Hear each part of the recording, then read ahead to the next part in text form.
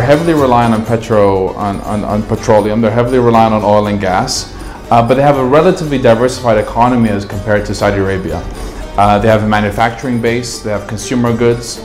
It's quite popular when it comes to luxury goods even.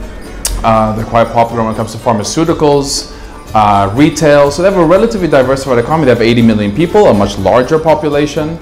And they have what it's called, I would say, a resistance economy. You know, during sanctions, they were cut off from the world, especially cut off from the West, from Western investments, Western expertise, Western management.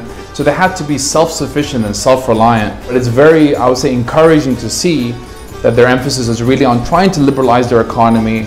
They're also trying to cut subsidies, trying to control inflation. So it's very much a reformist approach to the economy, which I think is very promising. They're relying a lot on Asia, on China and Japan, South Korea. I think naturally, since they've been cut off from the West with sanctions, they've had to look elsewhere. So they've looked to the East.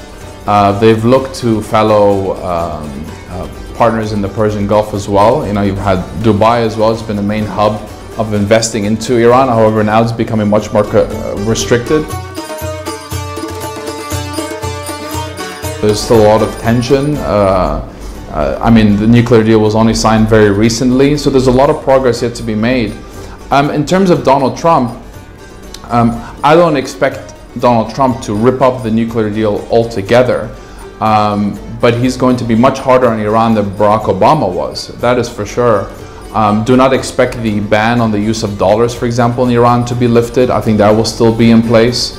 I think he will double down on sanctions when it comes to Iran's anti-ballistic missile program, when it comes to their sanctioning of terrorism. Trading with the United States, obviously the United States gave an exemption to Boeing very recently to sell aircrafts to Iran.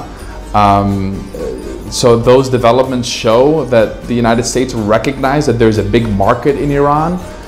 Whether Donald Trump will provide more exemptions is questionable. Hopefully his business instincts will outweigh his populist instincts. However, it is very difficult. There's a balancing act here. He cannot be seen as being too soft in Iran. His campaign pledge was to rip up the deal altogether. That will be difficult to do. The United States' credibility is on the line. They weren't the only ones to sign the nuclear deal. It was a P5+1 agreement. So there's a whole host of other major powers that have signed the deal and are in the same boat as the United States. To abandon them will be bad for U.S. credibility. But I do not see that U.S.-Iranian relationship, the U.S.-Iranian relationship will get any better.